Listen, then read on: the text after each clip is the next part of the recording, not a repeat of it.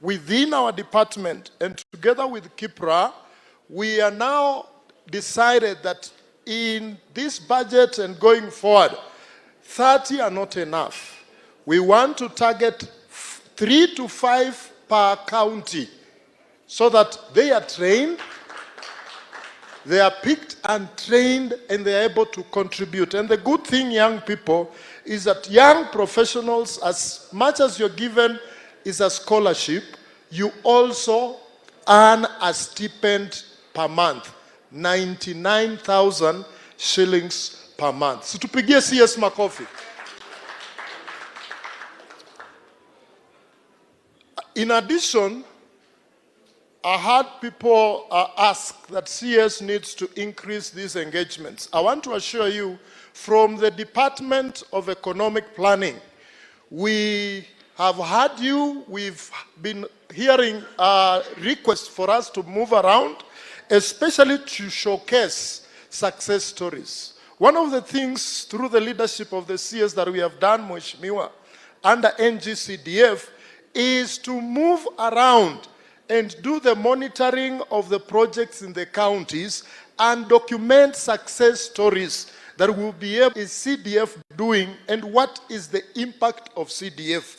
And I must tell you, Mheshimiwa, you guys are doing a great job of oversight. For the 14 constituencies we visited, you deserve a clap and a pat on the back. Thank you for the good work. In addition, the CS has rolled out what we are calling Gumzo la Uchumi Mashinani. It will be similar to this to all 47 counties, and we are starting off probably at the end of March or early April. We will move in all 47 counties, and our ambition is to go to all constituencies, sit na bunge la wananchi, sit with the youth and have a discussion. Give you what we are doing as a government. Where are we in terms of better agenda implementation? And then you tell us, are we in the right direction? What do you want us to do differently? That is two. Number 3, we are here CS because of 2 things: budget making process and privatization.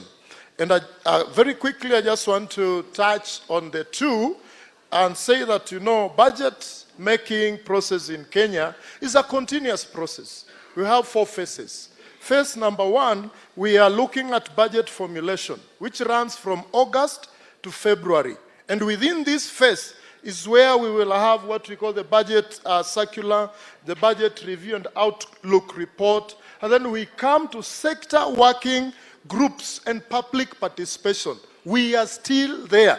And this is why we are here, so that even if sector working groups working, public participation is key to inform the final decision of what the budget statement will look like. Phase 2 is usually approvals, which runs from March to June. And then phase 3 is implementation, which will run from 1st July to June next year. And the last phase is, of course, the audit. But this first phase is key. I want to implore upon all of us that this is the beginning, but as long as we are still in office, we will be able to be moving around whenever we of budget formulation. Allow me to read the few remarks I have, and then I will invite the CS. All the stakeholders are here. I want to remind us that Kenya's journey under medium-term plan of the Vision 2030 and bottom-up economic transformation agenda is one simple question. And that question is, how do we grow our economy? How do we eradicate poverty? How do we create jobs? And how do we improve services while still living within our means? Today, Given the increasing demand for better services, the Kenyan government that you have entrusted us under the leadership of the President to be in is compelled to deliver more under a tight physical space, which is occasioned by limited resources,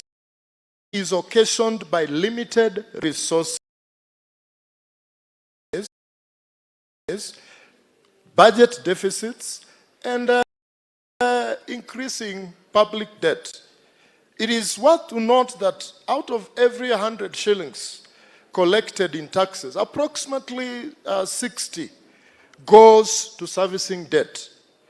On one hand, the government cannot continue raising taxes from Kenyans because evidence shows that our higher taxes do not recovery strategy for wealth and employment creation, 2003-2007. And the strategy that was put in place restored discipline, opened space for private enterprises, focused government on its core role. The result was renewed growth, rising employment, and improved service delivery. The lesson from that period is that when reforms are well planned like this, when reforms are well explained to people, they work for the people. That very time, that is when we had the reform in telecommunication industry. Yeah? And we had government liberalizing private investment and putting in strong regulation that gave birth to what we call Safaricom today. And today, the Safaricom that was privatized, some shares were floated then, is what we are seeing today. And we believe that the way and the direction of government will result in positive results. We are here in this county of Uasin Gishu just to engage you in public dialogue. Public dialogue that builds trust.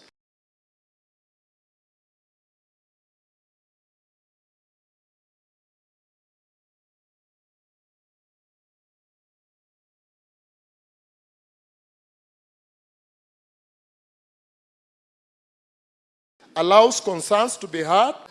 The Cabinet Secretary, Honorable Badibiro, Badimomo, Pinyolo Rojatelo, Badibiro, Badimomo, Pinyolo Rojatelo, Badibiro, Badimomo, Pinyolo Rojatelo, Badibiro, Badimomo, Pinyolo Rojatelo. Elo kinene tine no Ruto, nyolo rojatelo. Kinene tine no Ruto, pinyolo rojatelo. Oni badibiro, badimomo, pinyolo rojatelo. Badibiro, badimomo, pinyolo rojatelo. Lo kinene tine no Ruto, pinyolo rojatelo. Kinene tine no Ruto, pinyolo rojatelo. Loni badibiro, badimomo, pinyolo rojatelo. Badibiro, badimomo, pinyolo rojatelo. Elo kiyude tiyudo Ruto, pinyolo rojatelo. Kiyude tiyudo Ruto, pinyolo rojatelo. Kinene tine no Ruto. Thank you. Aya. Tukae, kaeni. Aya. Thank you. Tukae. Let's have our seats, please. You will allow me first to make my official speech. Alafu ndachukua muda kidogo sana. I speak off the cuff. Alafu nitamalizia hapo. Mmeniruhusu? Asante.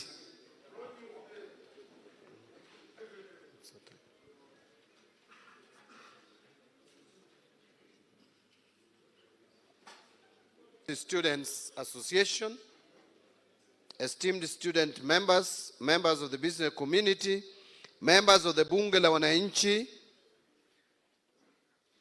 Member of Parliament for Keses constituency, my friend, professional colleague and brother Julius Ruto, my two principal secretaries, the county commissioner, ambaye leo sisi ni wageni wake, the county government led by the county secretary and members of county assembly represented here, other distinguished guests, wafanyikazi wa serikali ya juu na ya county. Kuna mtu nimewanja nje? Jua kali sector, bunge la wananchi, the business community.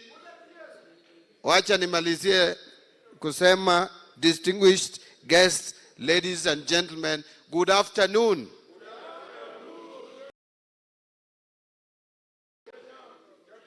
First, I want to make it clear that this process that we are undertaking today, this engagement, is not an academic. We have deliberately made a decision as National Treasury to engage the public. When I got into this office, I made a promise to the people of Kenya that I'm going to demystify what National Treasury is all about and make it an institution that interacts with the people we serve, because we work for you. And therefore, the exercise that we are carrying out today, which began from Migori, is going to cover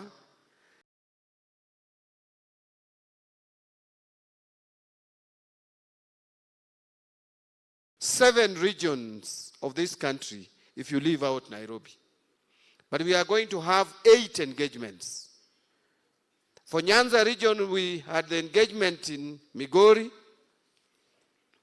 For the Western region, yesterday we were in Kakamega. Today we are here for the North Rift region because Rift Valley is very expansive.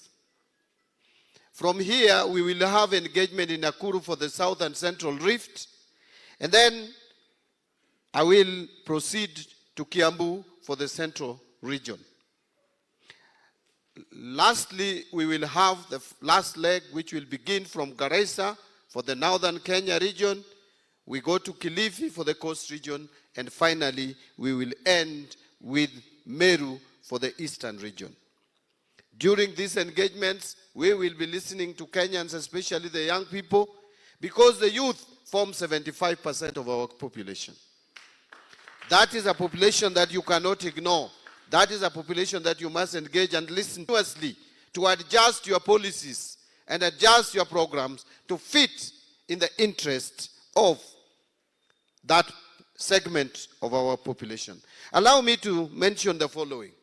That I want to start by extending to you a warm welcome to this stakeholder engagement forum.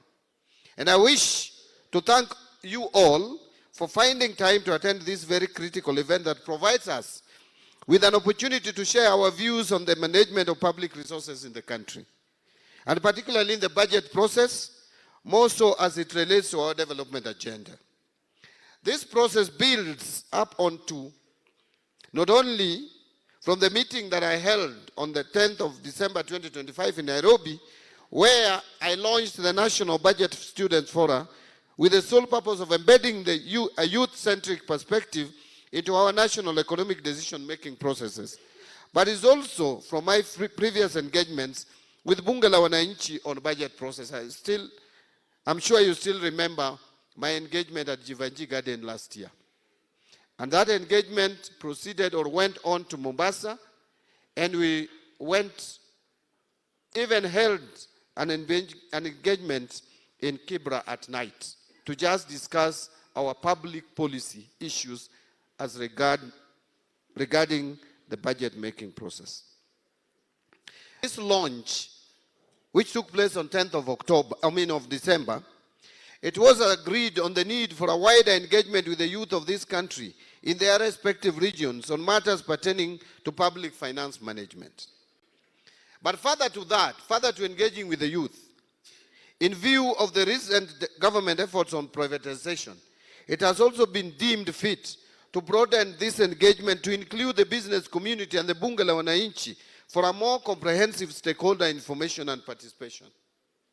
That is why today, apart from the youth, we are also here with the representation or representatives from the business community and also representatives from Bunge la Wananchi and even the county governments and the national government, so that we can understand what is this animal in the room called privatization.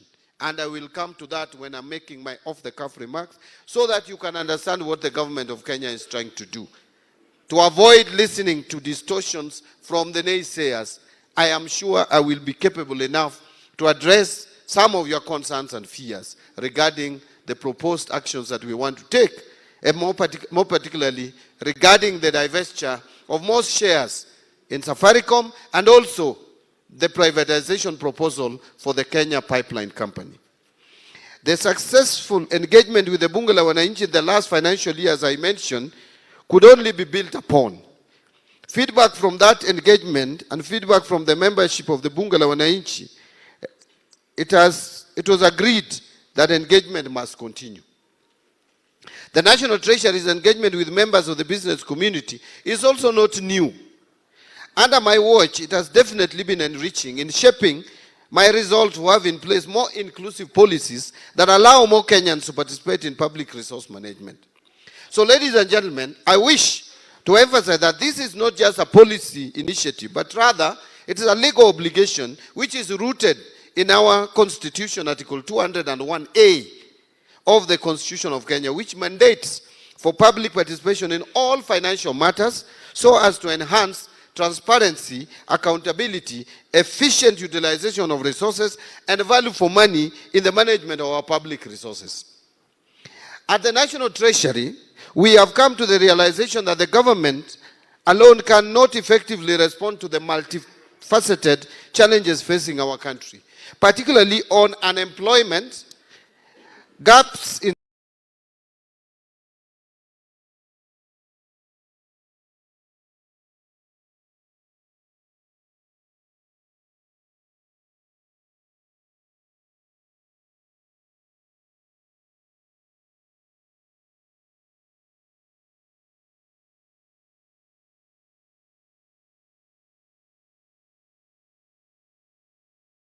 skills development, digital literacy, entrepreneurship. The government will harness the ideas, skills, and resources to diverse stakeholders to better deliver services and policies in transformative ways and address the existing gaps in financial, human, and technical resources.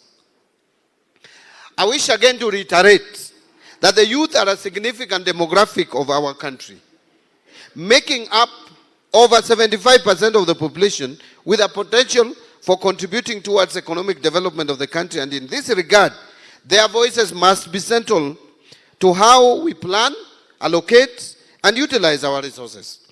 This has therefore necessitated a shift in public financial management towards inclusive and participatory governance, where citizens, including youth, actively engage and participate in policy formulation and act as co-creators of government policies and services. Ladies and gentlemen, Kenya has adopted privatization as a strategic economic policy shift to promote efficiency in the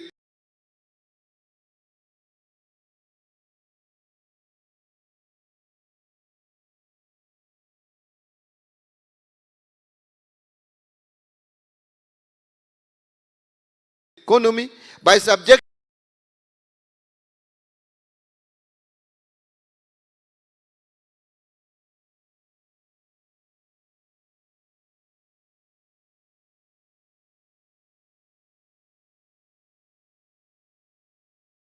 more services to market forces.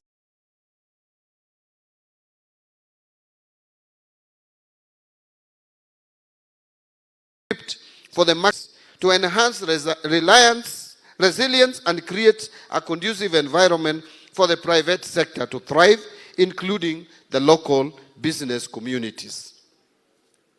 This strategic response is anchored in our bottom-up economic transformation agenda and also on the fourth medium-term plan, MTP4. And these frameworks prioritize sectors with high youth employment potential, such as agriculture, micro, small, and medium enterprises,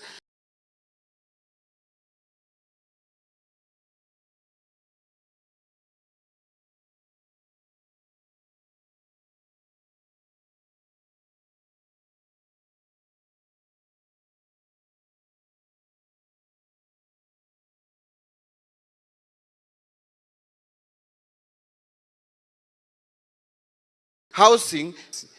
We still remember vividly 2024, more particularly what would have turned out as a dark day in this country. That was the 25th of June 2024.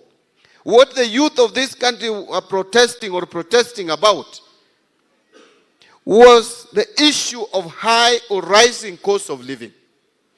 Number two, the youth were also complaining about unemployment. They are coming out of colleges with good certificates. Their parents have exchanged ng'ombe with papers, certificates. Papers which should help them better their lives. Papers that should help them get job opportunities. But alas, when they come out, there are no employment opportunities available. The other thing that the youth were complaining about was the issue of governance and transparency. The youth is telling us that they are not happy with the way we are using their resources, that we must change, that we must adopt transparency, that we must adopt accountability, that we must adopt prudent use of public resources. These concerns are valid. These concerns demand for immediate action. We cannot just sit and watch as students complain, as youth complain, and as they express themselves. And that is why the government must be committed to transforming the frustrations that our youth are going through into constructive dialogue and tangible action. We must dialogue with our youth. We must act on their demands. We must put to the best our ability to make sure that we transform these frustrations into productive engagement for the betterment and progress of our country. This forum, therefore, provides one of those perfect opportunities to provide our feedback on the necessary action from the government to address these challenges. So during this process, we will welcome positive critique of our public financial management systems and policies to shape the budget process. Your active engagement in this process will ensure efficient and transparent use of public funds, ensuring that resources are allocated to address youth empowerment and that the allocation achieves the intended objectives. So, ladies and gentlemen, during the launch of this process, I was elated and I was very happy to have received a written memorandum outlining some practical measures through which we can enhance financial support for students in tertiary institutions. And just to make you comfortable,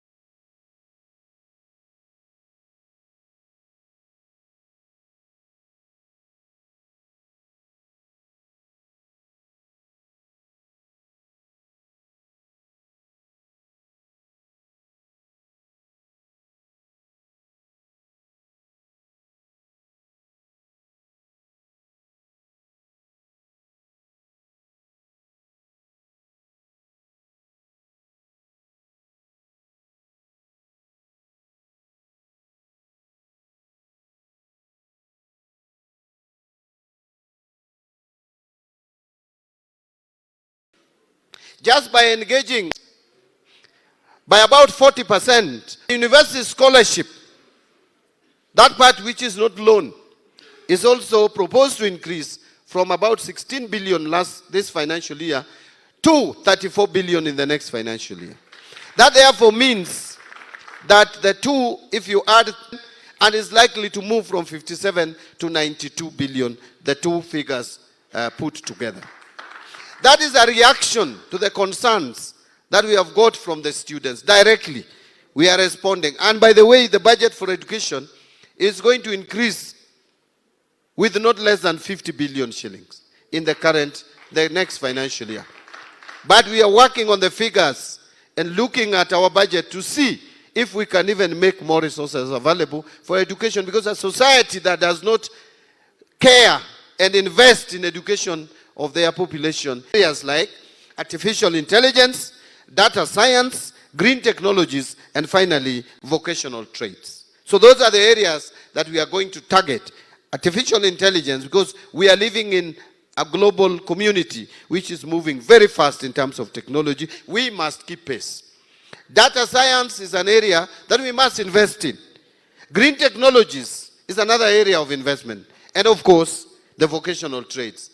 We must learn as a country to accept that vocational training is an integral part of any societal development. If you go to those countries which pride themselves of having developed, you will realize that employment is not a problem because people don't choose jobs.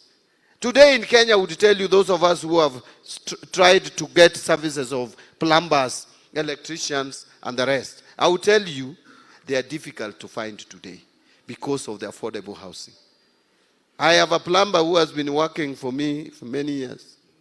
When I wanted to get his engagement, he told me, Waziri, I'm sorry, I'm so busy, I have too much work. He used to be very idle.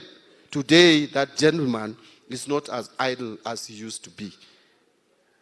I have to now plead with him to squeeze some time for me. That is the country that we should live in, where all trades have something, where all people with different expertise have something to do, have something to offer to the economy. And I will come back to that.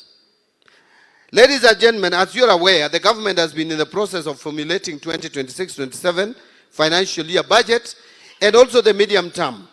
We have, in this regard, prepared a draft 2026 budget policy statement containing the proposed policies and resource limitations for the period. That is the resource envelope. It's already on our website. This document has already been uploaded on the National Treasury website for public review and comments. I am looking forward to receiving you to inform its finalization before we submit it finally to Parliament by mid-February.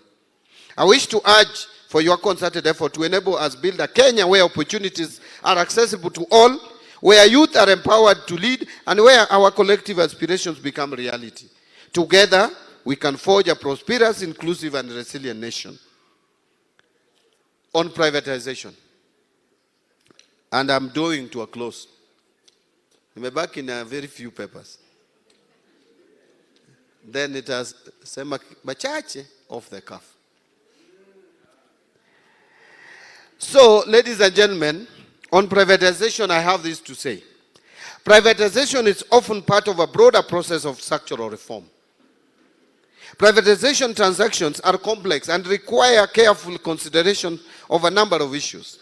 Well-designed and implemented privatization policies are essential to ensure credibility of reforms, to help governments achieve their objectives, and to create efficient and competitive markets for goods and services. Privatization of state-owned enterprises ushers in the private sector to participate in commercial activities that government-owned enterprises are taking. This is necessary because the private sector carries out commercial activities more efficiently than public sector, especially in competitive industry. By the way, I hope you are aware that you as individuals and your private businesses are included when I make reference to the private sector. It's not some strange animal somewhere. If you can do some small business, you are also in the space of the private sector. The benefits of privatization include, but is not limited to, the following. 1, lower prices, better quality of goods and services produced, wider choices for consumers, more innovation, minimal red tape in decision making, and of course, less corruption. That is the value and virtues which the private sector bring into business. Less corruption.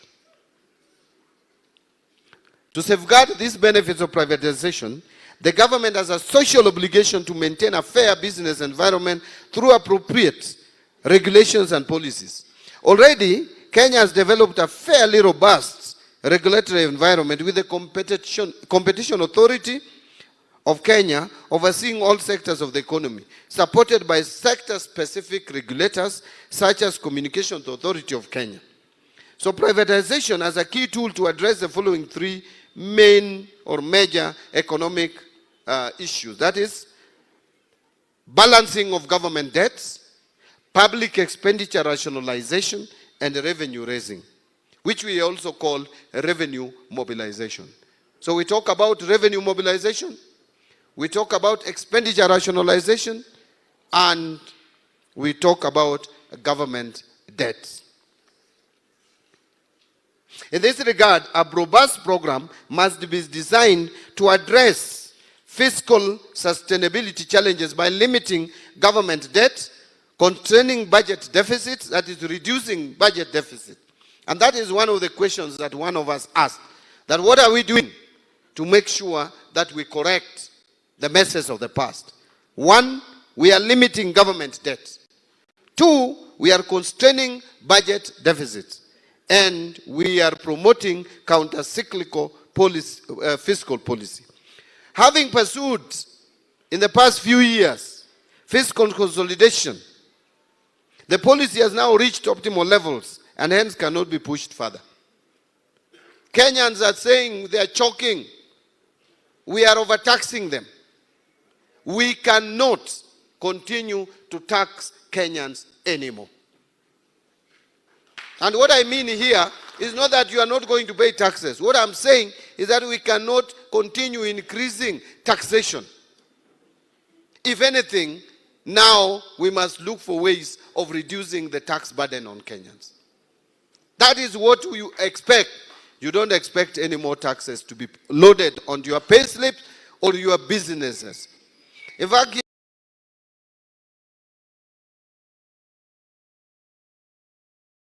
yesterday I said, well, in Kakamega, that if you are someone who has gone to school to learn matters taxation, one of the principles of taxation is that you target wealth. You target rich. The segment that should not even be taxed is trade. Trade should never be taxed. So we should try as much as possible to reduce taxes on trade. Let people do business, make their money, and expand those businesses. You know, when you have more money, you expand business and you create jobs. That is the only way you can create jobs. By allowing people who are doing business or who are in trade to do business and expand their, make money, use that money to expand their businesses and employ more people. That is the only way to create jobs. And that is probably one of the areas we are not getting it right. That is why you find our unemployment levels continue to rise. We need to look at that area very carefully. And I've tasked my team at the National Treasury to see how we can make trade more friendly in terms of tax policies. You will agree with me that unlike taxation, privatization can never reduce private sector wealth. Taxation reduces people's wealth, but privatization does not. Instead, it encourages propensity to invest and enhances aggregate demand, which in the long run would widen the revenue base. So, as I wind up, I want to just mention that our economy, the Kenyan economy, is at a critical turning point. And to sustain the economic achievements that have been realized thus far, both from macro and fiscal perspectives, like lower inflation, lower interest rates, currency stabilization, GDP growth, we must turn as the financial needs of the government continue to outpace our available public resources. Private sector participation has become a critical tool in addressing infrastructure gaps and enhancement.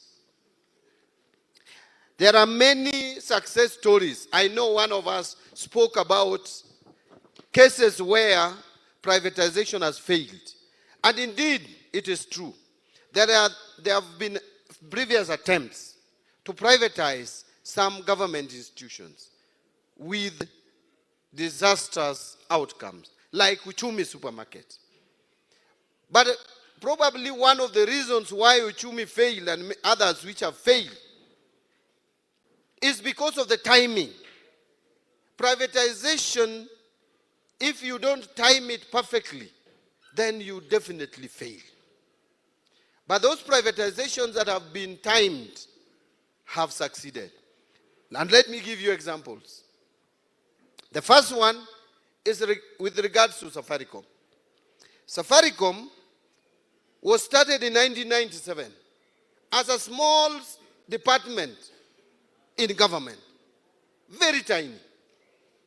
It was making profit, yes, but it was not a profit worth talking about. The government, therefore, made a decision at one point to privatize Safaricom. We are not privatizing Safaricom today. Safaricom was privatized several years back when we allowed 40% of the share ownership to be released to Vodacom. So the government then of President Moi retained 60%. 40% was sold out or divested and released to Vodacom through Vodafone Kenya, which is a subsidiary of Vodacom South Africa, which Vodacom South Africa is a subsidiary also of Vodafone UK. So the parent company is called Vodafone UK. Vodafone UK formed a subsidiary in South Africa called Vodacom. That subsidiary came and invested in Kenya and formed a subsidiary called Vodafone Kenya. So it is Vodafone Kenya which owns 40% today of Safaricom. 60% was still held by the government. Come 2008, President Kibaki saw it fit that the government was still too heavy in Safaricom and decided to release more ownership of Safaricom. But at that time, a decision was made to release it to people, to individuals, Kenyans and those international investors, but individuals. These individuals now own 25%. So Kibaki, Moi sold 40%, if we can use that word, selling liberally, and left us with 60 as a government through the National Treasury. I am the shareholder in Safaricom on behalf of the people of Kenya. After that, Kibaki came and released 25% to the people, both Kenyans and foreign investors. Now that took away 65% of ownership of Safaricom from the government. Today, the government has only 35%. But the kind of profit that we are now getting out of this 35, the dividend that Safaricom gives government, is much more than when we held 100% of Safaricom. Why? Because the private sector brought in efficiency and management style that has transformed Safaricom to be the largest and the most profitable company in East and Central Africa. There's not even a single company that makes more profit than Safaricom. So we have this 35, but we are still making much more money. But then, in business, you must always be dynamic and pragmatic. If you sleep and you say, yes, because now I'm making huge profits, that there should be no changes. This Safaricom must continue, must remain. Let me tell you, the telecommunication sector is very dynamic and changes every day. There is technological advancement. Safaricom must respond. Safaricom must invest in other regional markets. Already Safaricom has gone to Ethiopia. They have not broken even. They are still not making profit, but they have expanded into Ethiopia. Safaricom must be supported to get into other markets in the region. And that will require heavy investment. Even before we go to talk about government financial needs, let us talk about the Safaricom as a company. Safaricom Kenya, which we call Safaricom PLC. It requires more money And let me tell you this. People who have knowledge in finance, like us, we know this for a fact. That when a company requires more resources, more capital injection, they will do what we call capital call. They will go to the shareholders and tell them, we need money, we need 50 billion, we cannot continue operating the way it is, we need 50 billion. And the moment they say they need 50 billion, the government of Kenya holding 35% will be required to contribute 35% of that 50 billion, which will translate to about 16, 17, 18 billion. Now, at that time, already a call has been made. A call is made to John Mbadi, who is the CS National Treasury. I am sitting at the National Treasury, and Safaricom needs 18 billion. And at that time, lecturers are in the streets protesting for low salary. They want their salary to be enhanced. Our doctors are in Upper Hill calling Duale to come down because there is no money. Our children need more money to go to school. There is no capitation. We need more money to go to SHA because the 13 billion that are put for primary health care is not enough. You require more, 4 billion more. Like now I've been told we have to release 4 billion more to go for primary health care. 8 billion that we are put for emergency, chronic, and critical illnesses like cancer, diabetes is not enough. I am weighing these options.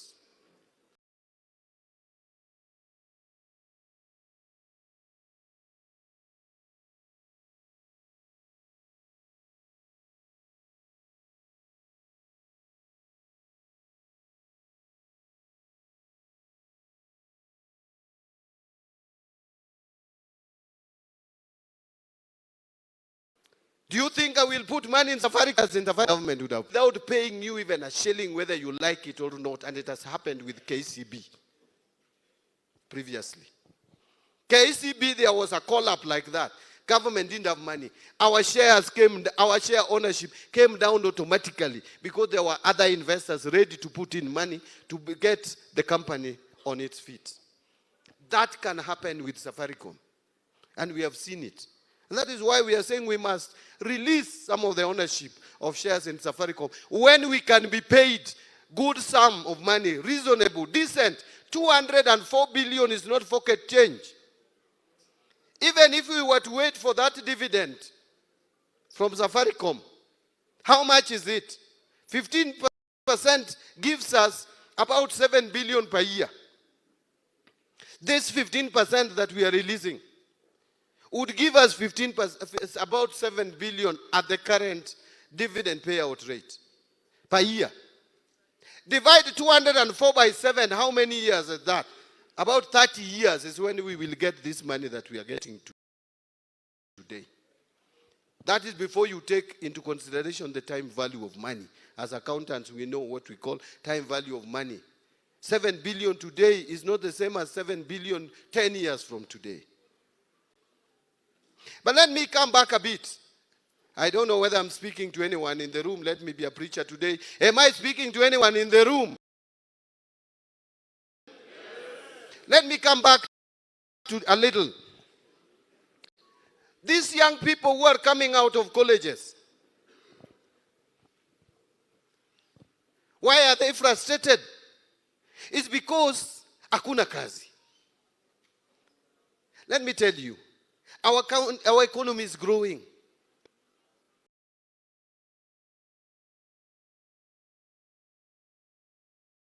At 4.6, 5%, fine.